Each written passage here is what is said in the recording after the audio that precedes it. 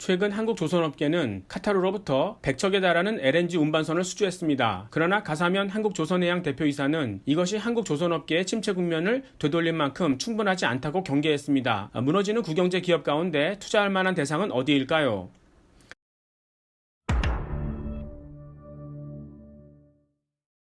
카타르의 LNG 생산량은 7,700만 톤에서 2027년 1억 2,600만 톤으로 늘어날 예정입니다. 이를 위해 카타르의 LNG 운반선도 현재 74척에서 190척으로 116척이 더 필요합니다. 이를 위해 카타르는 지난 5월 중국 후동 종화조선에 16척을 선발주하고 나머지 100척을 한국조선소에 주었습니다. 여기서 주목할 것은 중국에 먼저 낮은 가격으로 발주하면서 한국에도 디스카운트할 수 있는 발편을 마련했다는 점입니다. 과거 중동 건설 현장에서 발주업체들이 야가지면서 중국 업체들을 활용하며 레퍼런스 가격을 만들어 놓고 한국 건설업체들에게 수주 단가를 인하했던 기억이 납니다. 결국 이번 수주의 채산성이 좋지 못함을 예상할 수 있습니다. 그리고 수주 잔고의 문제도 여전합니다. 글로벌 조선업계 조사기관인 클락스는 올해 들어 선박 수주가 60% 감소했다고 전합니다. LNG선은 전용 도크를 사용해야 하는데 한국 조선소별로 30% 정도에 불과합니다. 따라서 LNG선 100척을 수주해도 전반적인 수주 잔고 개선을 기대하기는 어렵죠. LNG선 발주는 프랑스 토탈사의 모잠비크 유전 그리고 러시아 노바테크사의 북해 유전 관련해서 좀 더 이어질 전망입니다. 그래서 아직 모멘텀이 살아있어 보입니다. 또 세계 경제가 코로나 쇼크에서도 벗어나는 조짐까지 보이고 있어 한국 조선업체 주가는 코로나 쇼크로 인한 하락폭을 만회한 상태입니다. 그러나 한국 조선업계의 근본적인 문제는 교육 감소로 인한 구조적인 선박 수요 위축입니다. 더욱이 중국 정부 소유 기업들인 중국 조선소들이 수주 경쟁을 벌일 만큼 성장했다는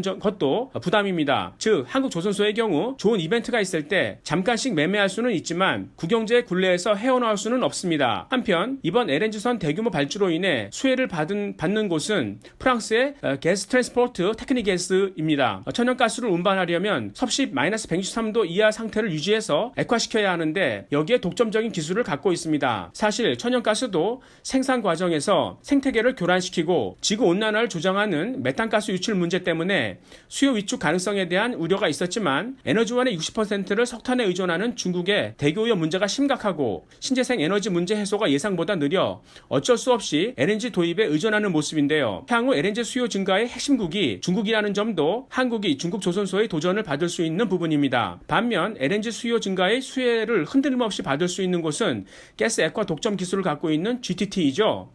결국 국영제 소멸 과정에서 끝까지 보호될 수 있는 업체는 글로벌 독점 솔루션을 갖고 있는 기업입니다. 이제는 가치주가 싼 주식이 아니라 독과점적인 지위를 통해 안정적인 이익 성장이 가능한 곳입니다.